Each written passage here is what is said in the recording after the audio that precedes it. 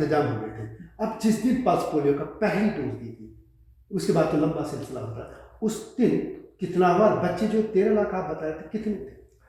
जी, एक हमें लगा कि हम कुछ सेलिब्रिटीज़ को अप्रोच करें और उनसे कहें कि वो अलग अलग पोलियो बूथ में जाएं और बच्चों को खुद दवाई पिलाएं। तो उस समय देश की पॉलिटिकल पार्टीज़ के लीडरों को हमने अप्रोच किया, वाजपेयी जी, वाडवानी जी, देश के स्वास्थ्य मंत्री, इवन प्रधानमंत्री, राष्ट्रपति, हमने सबको निमंत्रण दिया। सबसे कहा कि आप अपनी चॉइस के पोलियो बूथ हमें बता दीजिए और वहाँ जाइए और बच्चों को ये दवाई दीजिए, उसकी फ़ोटो खींचे, और हमने उसको प्रचार प्रसार के लिए हम इस्तेमाल करना चाहते थे। और इसके दूसरे फेज़ में 2 महीने बाद ये दोबारा करना था, तो हमें उसके लिए भी कुछ मटेरियल चाहिए था। उसके लिए भी लोगों को प्रेरणा चाहिए थी कि हमारे बच्चे को भी कुछ सेलिब्रिटी हो सकता है ये दवाई पिलाए।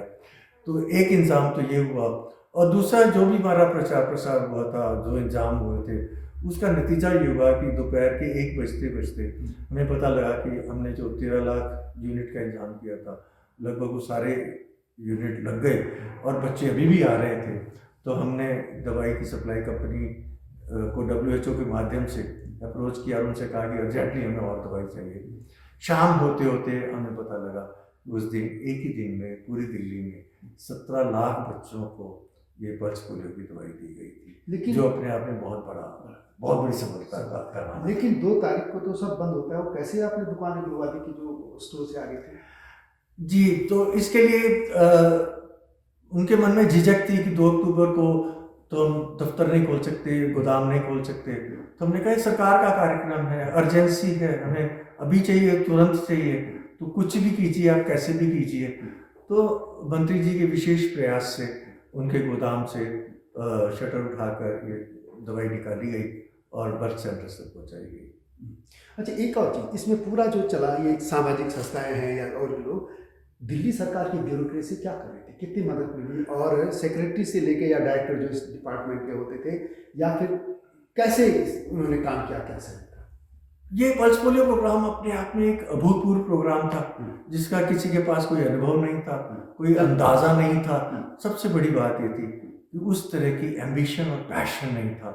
यहाँ पर डॉक्टर हर्षवर्धन का नेतृत्व, उनका कमिटमेंट, अपने आप में विश्वास और उनकी जो मेहनत करने की हिम्मत है, जो उनकी लीडरशिप की भावना है, इस सब ने मिलजुल कर काम किया। हम सब उनके साथ सहयोगी थे, और सरकार में जो काम वो कुछ अपने आदेश के अनुसार करा सकते थे और कुछ अधिकारियों से मिलकर करा सकते थे, उनकी प्रेरणा से जहाँ निराशा थी उसको भी हटाकर हमारे अंदर एक बहुत स्ट्रांग फीलिंग थी। कम से कम इस कोर कमेटी के 4 लोगों ने जिन्होंने शुरू किया था, पहले दिन से विश्वास था हम इसमें जरूर सफल होंगे। और उसी का एक नतीजा था कि सरकारी अधिकारियों के कई बार निराशापूर्ण वक्तव्य या निराशापूर्ण व्यवहार के बावजूद हम किसी प्रकार से उनको समझाने में सफल हुए थे कि वो अपना काम करें और सफलता को भगवान पर छोड़ दें, जैसा भगवान कृष्ण ने गीता में कहा है। और मेरे ख्याल में उसी का नतीजा है कि ये कार्यक्रम हमारी उम्मीद से ज़्यादा सफल साबित हुआ, और उसका नतीजा ये निकला कि इसको फिर राष्ट्रीय स्तर पर अगले साल से लागू कर दिया गया। इस बात में मैं एक और बात जोड़ दूँ कि तब मैं दिल्ली की लोकल रिपोर्टिंग में था। MCD कवर करने के बाद कुछ ही दिनों बाद मैं दिल्ली सरकार कवर कर रहा था। जो हम खबरें लिखते थे, पढ़ते थे, उसमें 1-2-3 बातें आई थी। एक तो पल्स पोलियो अभियान के लिए कोई ऑफिस सरकारी कर्मचारियों ने, अधिकारियों ने नहीं दिया था। सेक्रेटरी हो या इस डिपार्टमेंट के जो बीमारी है, उसका जो अलग इस तरह की बीमारियाँ होती हैं, जो उन्होंने डॉक्टर साहब का एक बहुत लंबा चौड़ा ऑफिस था, अपना ऑफिस का एक छोटी जगह नहीं दी थी, लेकिन फिर भी लोग काम करते रहे। यानी सरकारी, मैं अपनी तरफ से कह रहा हूँ कि मैंने पढ़ी थी, ये खबर है कि इन्होंने कोई सपोर्ट उस तरीके से, निराशाजनक बातें करते थे जैसे कि प्रशासनिक या सरकारी अफसर करते हैं, लेकिन फिर भी अभियान सफल हुआ और पूरे विश्व में सफल हुआ था। जो लोग थे इसमें, उनको कुछ सम्मानित या कुछ किया गया? कार्यक्रम के बाद ऐसा अपने निश्चय किया कि इसकी सफलता में जिन भी स्वयंसेवी संस्थाओं ने सहयोग दिया था, और उनकी गिनती काफ़ी लंबी चौड़ी थी, उन सबको सम्मानित किया जाए, उनको दिल्ली सरकार की तरफ से एक सर्टिफिकेट दिया जाए, तो इसका एक प्रोग्राम का आयोजन हुआ था जिसमें उन संस्थाओं को बुलाकर और एक शील्ड और एक सर्टिफिकेट दिया गया था। और मैं समझता हूँ कि इसमें सरकारी संस्थाओं के अलावा स्वयंसेवी संस्थाओं, Delhi medical association, Delhi dentist association, Delhi chemist association, petrol pump dealer association, ration card के डीलर्स और भी बहुत सारे संस्थाओं का हमें सहयोग मिला था। बीच बीच में मैं कुछ बातें हो सकता है क्योंकि अब सिर्फ अपनी मेमोरी से बोल रहा हूँ। एक चीज़ अभी तुरंत जो मेरे दिमाग में आई है ये प्रचार प्रसार से जुड़ी हुई है। एक दिन मैं चौंक गया जब मैंने एक बहुत बड़ा होर्डिंग देखा जिसमें लिखा था पल्स पोलियो प्रोग्राम के बारे में। और मैं हैरान कि प्रचार प्रसार का काम तो मैं ही देख रहा था, तो हमने तो किसी को होर्डिंग लगाने को बोला नहीं था। और उस दिन होर्डिंग बहुत महंगे हुआ करते थे और हमारे पास तो बजट ही नहीं था, पैसा ही नहीं था इसके लिए। तो जब देखा तो उसको जारी किसने किया है तो पता लगा कि लाइफ इंश्योरेंस कॉर्पोरेशन ने अपनी तरफ से वो होर्डिंग लगवाया था।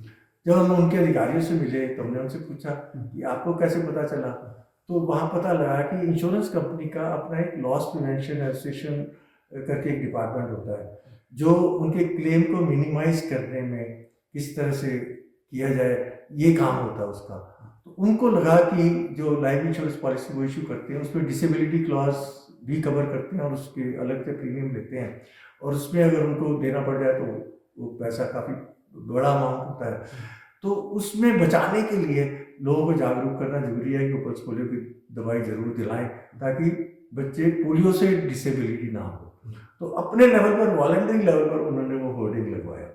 तो ये एक बड़ी मज़ेदार डेवलपमेंट थी। तब हमने उनसे रिक्वेस्ट की कि इस तरह के और भी होर्डिंग और प्रचार प्रसार कर सकते हैं, और मान गए। उन्होंने प्रेस में भी कुछ एडवर्टाइजमेंट रिलीज़ की और होर्डिंग भी और जगह लगवाई। एक और जो बात आपसे मैं बताना चाहता हूँ वो ये है कि जब हमने दिल्ली सरकार की तरफ से एडवर्टाइजमेंट रिलीज़ करने का सोचा तो हमें बताया गया कि कोई बजट नहीं है, हम अलग से कोई एडवर्टाइजमेंट नहीं बना सकते थे पल्स पोलियो प्रोग्राम के लिए। तो एक बड़ा मज़ेदार हमने तरकीब सोची। हमने कहा कि मुख्यमंत्री के माध्यम से एक आदेश निकलवाया जाए कि दिल्ली सरकार की जितनी भी एडवर्टाइजमेंट जिस भी डिपार्टमेंट से जिस भी काम के लिए रिलीज़ हो, मज़ेदार बात ये थी इवन कोई कोर्ट के ऑर्डर या कुछ और क्लासिफाइड जो एडवर्टाइजमेंट बोलते हैं वो भी हों, उसमें सबसे नीचे 5 मिलीमीटर का स्पेस, 5 मिलीमीटर की चौड़ाई, और पूरी जितनी एडवर्टाइजमेंट की जो भी चौड़ाई हो, चाहे 1 कॉलम हो, 2 कॉलम हो, 4 कॉलम हो, ऐसे नापी जाती थी उन दिनों, उसमें पल्स पोलियो का मैसेज देना जरूरी है। तो इस तरह से फ्री में हमने दिल्ली सरकार के हर एक एडवर्टाइजमेंट में पल्स पोलियो का मैसेज रिलीज करवाया। जब ये दिल्ली में सफल हो गया अभियान तो सेंटर में तब कांग्रेस की सरकार थी, गुलाम नबी आजाद संभवतः स्वास्थ्य मंत्री थे। उन्होंने फिर उसको कैसे अडॉप्ट किया? शायद उन्होंने पहले मना भी कर दिया था कि हो नहीं सकता भारत की परिस्थितियों के हिसाब से, फिर पूरे भारत में याद हुआ था दिल्ली से प्रेरणा कैसे हुआ? जी, जब दिल्ली में ये प्रोग्राम एक अभूतपूर्व सफलता की ओर बढ़ा और इसके लिए नेचुरली डॉक्टर हर्षवर्धन उनकी टीम को बहुत वाहवाही मिली और बहुत क्रेडिट मिला, तो केंद्र की सरकार को लगा कि ये प्रोग्राम हमें भी करना चाहिए, हम इसे पिछड़ रहे हैं। तो जो केंद्र की स्वास्थ्य मंत्री थी उन्होंने दिल्ली सरकार को अप्रोच किया और उनसे पूछा कि आप लोगों ने प्रोग्राम कैसे आयोजन किया था। तो इस सारे प्रोग्राम की जो स्ट्रेटेजी अभी मैं आपसे शेयर कर रहा था, जो बात कर रहा था, उसकी एक बुकलेट बनाई गई थी। वो बुकलेट केंद्रीय सरकार को दी गई तो केंद्रीय सरकार ने उसको एज इट इज़ अडॉप्ट कर लिया था।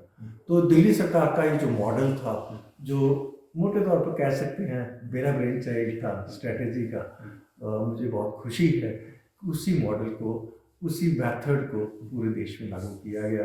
और आज जब हम इस बात की खुशी मना रहे हैं कि भारत से पोलियो हमेशा के लिए विदा हो चुका है, मुझे लगता है उसमें एक बहुत छोटी सी मेरी भी कंट्रीब्यूशन जी। तो आपने ये देख ली होगी पूरी दास्तान के पल्स पोलियो जो अभियान था उसका जो पूरा कॉन्सेप्ट प्रोफेसर साहब ने कैसे तय किया था, कैसे बनाया था, कैसे उसको इम्प्लीमेंट किया था, लागू किया था। और आप लोगों को भी सभी को जानना चाहिए कि इस तरीके के अभियानों के पीछे सिर्फ मंत्री नहीं होते, IAS अफसर ही नहीं होते, दूसरे लोग भी होते। तो आप मेरे चैनल में आए, आपका बहुत बहुत धन्यवाद। Thank you. वीडियो कैसी लगी आपको कमेंट बॉक्स में अवश्य लिखिएगा। आपके पास भी इस अभियान को लेकर कोई स्मृतियां हैं, स्मरण हैं, यादें हैं, जुड़ी हैं, तो कमेंट बॉक्स में अवश्य लिखिएगा। और वीडियो को शेयर करना, लाइक करना ना भूलना। जल्दी आऊंगा इस तरह के मुद्दों के साथ। तब तक जय हिमालय, जय भारत। हिमालय पे पेड़ हो तो गीत गाएंगी नदियाँ, गीत गाएंगी नदियाँ। पेड़ों पे चिड़िया है तो गीत गाएंगी नदियाँ, पेड़ों पे चिड़िया है तो गीत गाएंगी नदियाँ। माँ की लोरी जैसे होते हैं नदियों के गीत।